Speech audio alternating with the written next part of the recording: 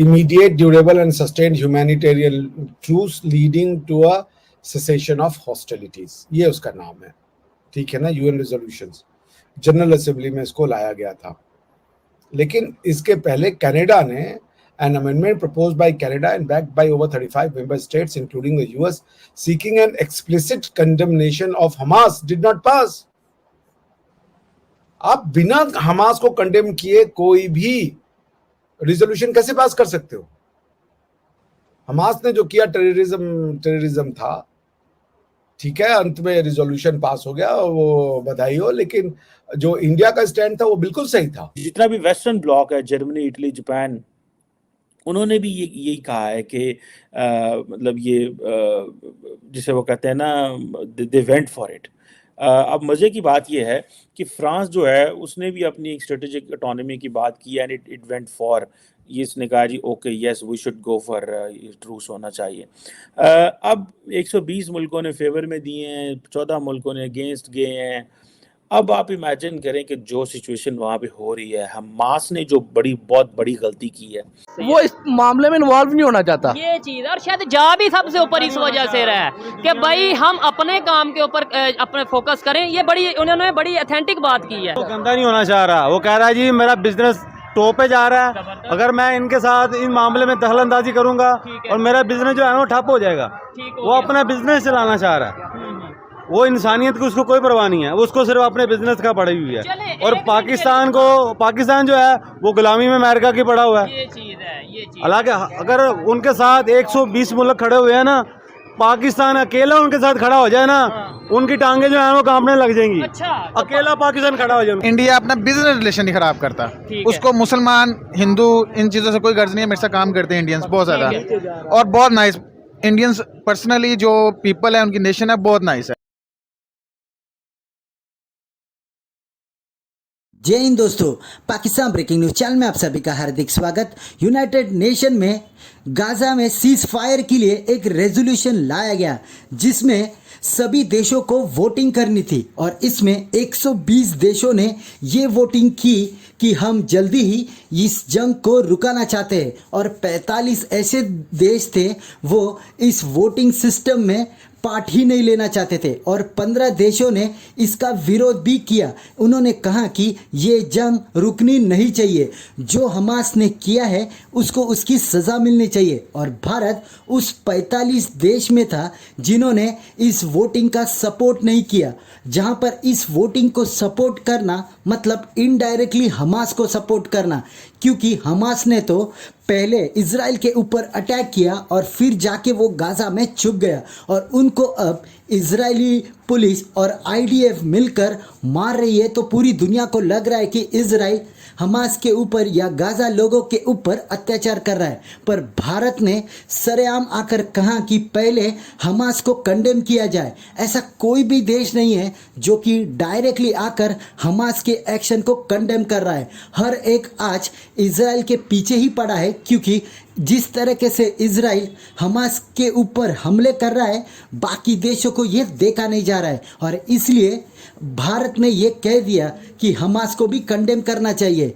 जहां पर भारत ने इस वोटिंग से खुद को अलग करने पर इजराइल ने भारत का शुक्रिया अदा कहा और कहा कि भारत हमेशा इजराइल के साथ खड़ा रहता है और इजराइल भारत का शुक्रिया अदा करता है। तो क्या आने वाले दिनों में हम देख सकते हैं कि गाजा में इजराइल के अटैक्स बढ़ने जा रहे हैं? क्योंकि जिस रफ्तार से नेतन्याहू मीटिंग्स कर रहे हैं, ऐसा लग रहा है कि कुछ नया प्लान हो रहा है जिसमें गाजा में किस तरीके से अटैक किया जाए। ऐसे ही वीडियो को अंतिम तक देखते रहिए, लाइक कीजिए, शेयर कीजिए और सब्सक्राइब कीजिए हमारे चैनल को, और बेल आइकन दबाना बिल्कुल भी ना भूले, और आपकी जो भी राय हो उसे कमेंट बॉक्स में जरूर दे।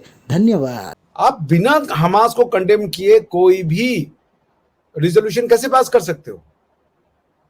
हमास ने जो किया टेररिज्म था, ठीक है, अंत में रिजोल्यूशन पास हो गया, वो बधाई हो, लेकिन जो इंडिया का स्टैंड था वो बिल्कुल सही था कि बिना हमास ने कंडेमनेशन के हम इस रिजोल्यूशन को नहीं पास करेंगे। तो हो गया, उसमें क्या दिक्कत था? 120 वोट्स फेवर में पड़े और 14 अगेंस्ट में पड़े, इजराइल के एक्शन के अगेंस्ट में। तो 45 एब्सटेंशन रहा, यानी 45 plus 14, that means 55 plus 4, 59 countries ने इसका एक तरीके से विरोध किया। तो पॉइंट ये है कि आप बिना इजराइल के एक्शन को, बिना हमास की एक्शन के नहीं देख सकते। ट्रांजैक्शंस का एक पार्ट नहीं देखा जाएगा। भारत इसका बहुत बड़ा विक्टिम रहा है।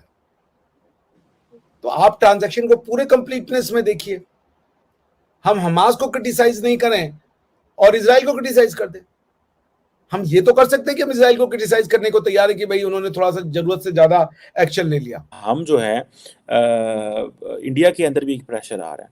इंडिया के अंदर ये प्रेशर आ रहा है कि इंडिया किस तरह का नॉन वायलेंट कंट्री है, इंडिया किस तरह की डेमोक्रेसी है कि इंडिया जो है वो जंगबंदी के खिलाफ है, यानी कि जंग बंद होनी चाहिए। इंडिया इसके खिलाफ है, जंग बंद नहीं करवाना चाहता।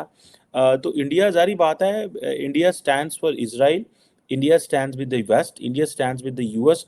बेसिकली जो एब्सटेन कर रहे हैं वो सपोर्ट कर रहे हैं। देखें, it's a clear cut approach ना। आप ये नहीं कह सकते कि जनाब हाँ और ना है ना।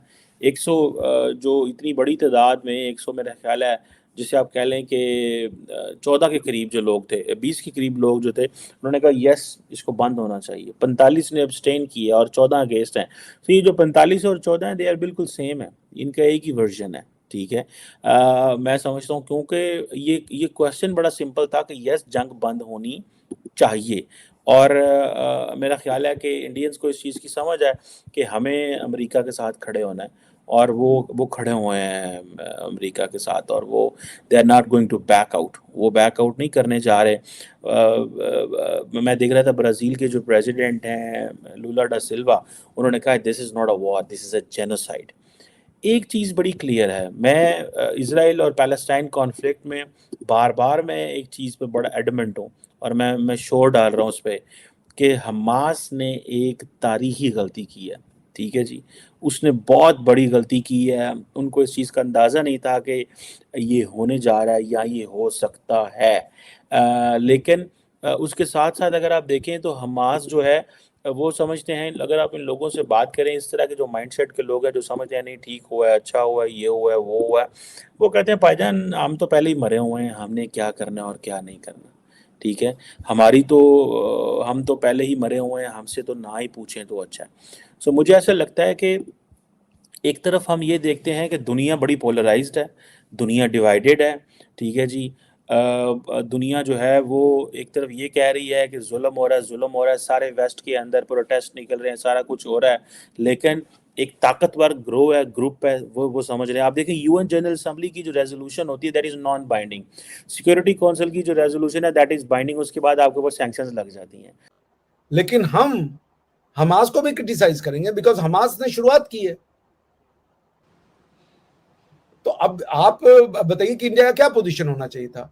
और कनाडा ने ये लाया था, वो तो जो अमेंडमेंट था कनाडा और यूएस ने सपोर्ट किया था, उसको लाया था कि हमास को भी आप कंडेम करें, वो नहीं हुआ।